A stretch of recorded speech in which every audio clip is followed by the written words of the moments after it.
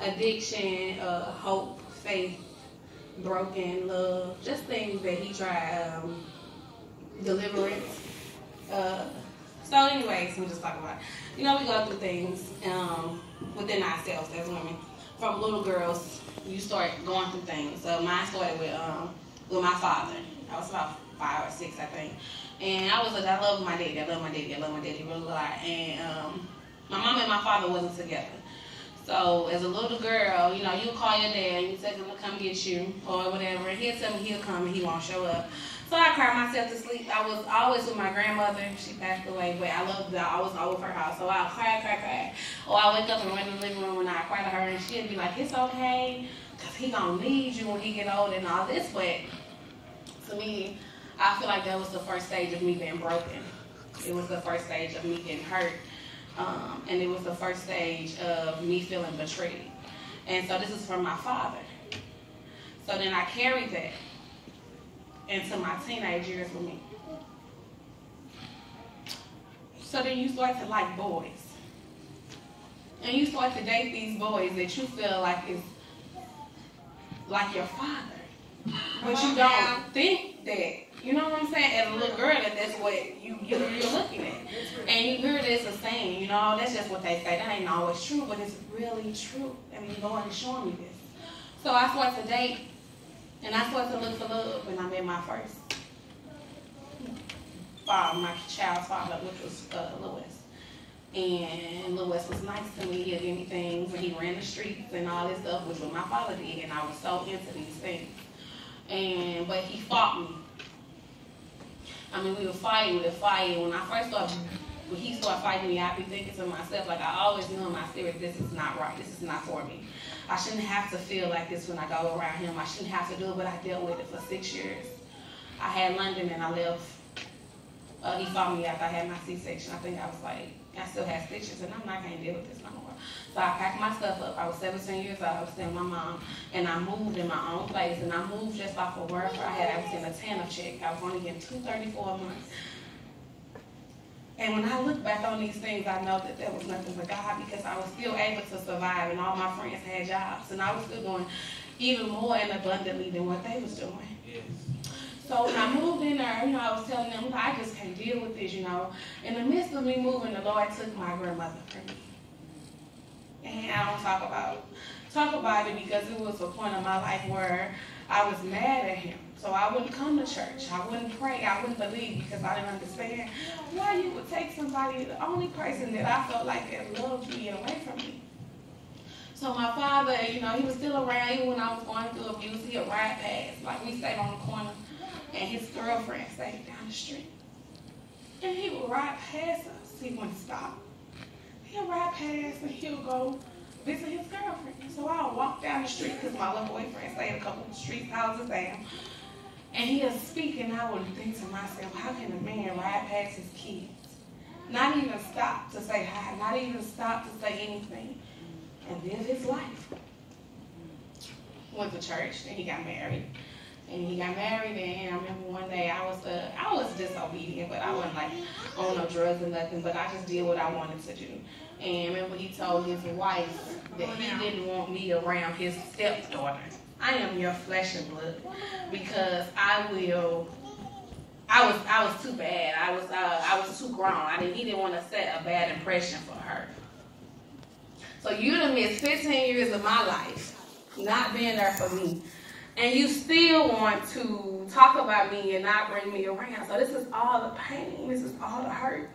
So when I left my first child's father, I met with somebody else. And he was a good guy. But he wasn't good for me. But he was a good guy. He taught me how, you know, to respect the man. He taught me a lot of things, but we didn't work out. Then the whole time I was with my husband, which is my 3 kids' father. And I was his friend. We wasn't together. We were just friends. But I met him. And when I tell you, he is every spitting image of my father. The only thing that's different is he's a great father to his children. But I'm learning that as a kid, we see these addictions They're not addictions. We think, oh, you're addicted to something because you're on drugs. No, we are addicted to the lifestyle that we see. We are addicted to these men that portray themselves to be like our. We are addicted to what we see. So if your father is a drug dealer and your father running the streets, and as you growing up, you like that because you love your father. So you're going to be addicted to finding a man like that. If your mama shop all the time and she likes to run the streets and stay, you're going to be addicted to that. If you're addicted to being hurt, and you addicted to a man doing you like that and coming back saying, baby, I'm sorry, we're going to be addicted to that because that's all that we know. We are addicted to life. We are addicted to watching reality TV. So what we see them running, what we see them doing, we get addicted to that lifestyle. See, addiction runs deeper than just being addicted to a drug. And that's what the Lord is dealing with me with. I am addicted. I was addicted to somebody coming in and out of my life. I was addicted to a person who wanted to test my faith. I was addicted to that. Instead of me thinking that, oh, well, I ain't addicted to this because I ain't on no drugs. Addiction, how could you feel like a person who do crack or heroin or whatever else is out there is addicted because they do that? Okay, we addicted. We still chasing the same high too. It's just not a drug. Amen. We chasing the same exact high that they chasing. So my thing is what I'm learning is we being broken. We have to dig deep. See, we don't think we be broken no more because we get out of it. I didn't think I was broken because I felt like I got over my daddy hurting me. I didn't feel like I was broken because I feel like I got out of the West beating me up. I didn't feel like I was broken even now because I feel like I'm getting out of this bad marriage. But I'm still broken. And the Lord is showing me that you are still broken because you were addicted. I was sitting there thinking, why am I'm up here arguing with my husband. I'm arguing with him because he's doing something he ain't got no business doing. And I get to crying. I just break out and I start crying. I run to the bathroom at my job and I say, God, why? Why am I hurt? Why am I crying over something I know is bad for me? Then I thought about my grandmother. And I thought about my uncle. And I thought about all the family members I got that's on drugs. How could I talk about them? Because they was addicted. They kept going back because they knew it was bad, but they still wanted it. I know that he was bad, but I still wanted it. Yes. But why would I still want something that's going to break me down? Why would I still want to be addicted? So then I had to realize that I have a rehab. And that rehab is God. Yes. And so I think to myself, when we out here judging, oh, you need to go to rehab, you need to go to rehab. As long as you connect to that Bible, as long as you get on your knees and you pray, as long as you do, you have a lifelong rehab. That we don't have to be addicted to what we see because He can give us that. Yes. And I was sleeping, and God came to me in my dream and He gave me a scripture. And I said, why am I praying in my sleep? Why am I reading the scripture in my sleep? And I woke up and He still had that scripture on my mind. Psalms 23. And so I read that scripture with my kids every night because I want them to understand that the Lord is our shepherd. Yeah. And that we should never want. Yes. And so now I'm at a point in my life where I was telling my sister about addiction. I was telling her about love. And I was telling her about hope. And Miss Dolly was talking about hope. How we give up on our hope. But see, we think we have hope. We have hope for these marriages. We have hope for these friends.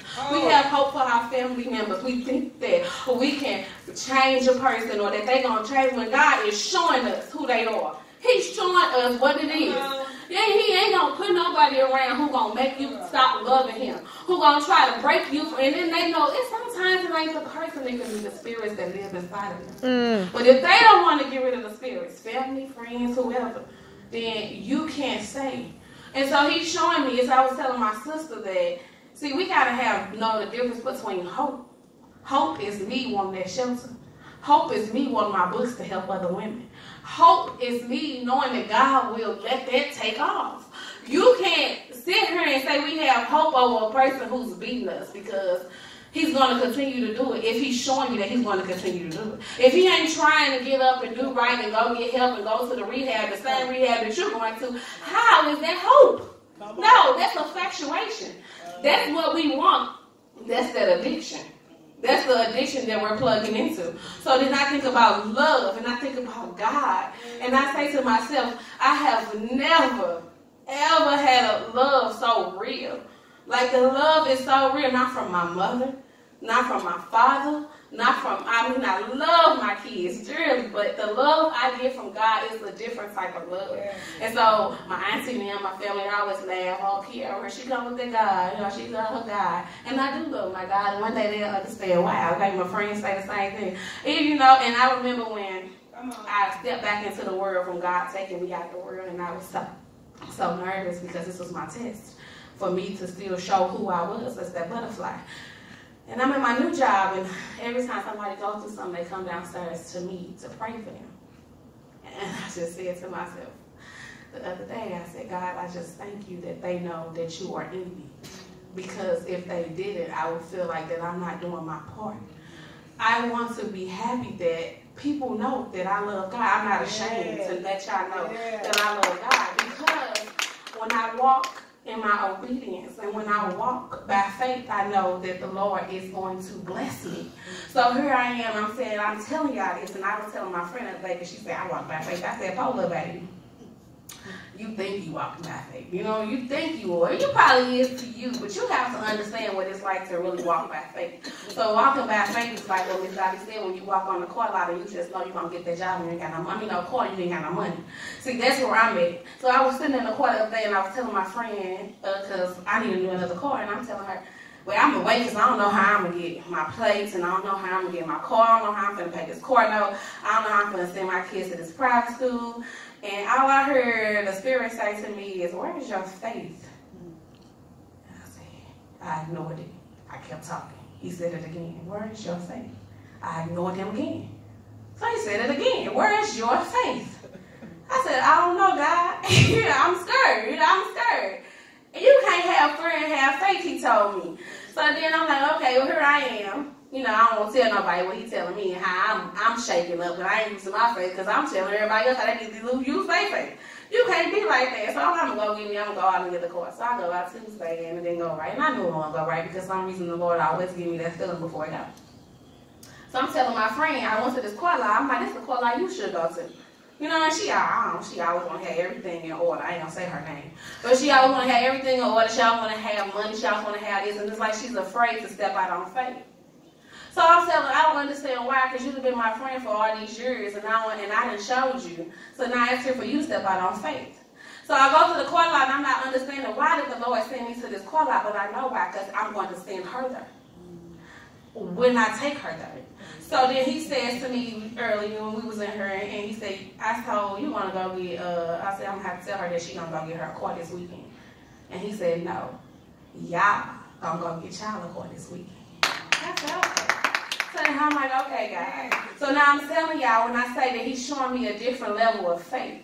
He's showing me a different level of faith. He's showing me a different level of being obedient, a different level of letting people know who you are. So that's why I can say that I'm getting rid of that addiction.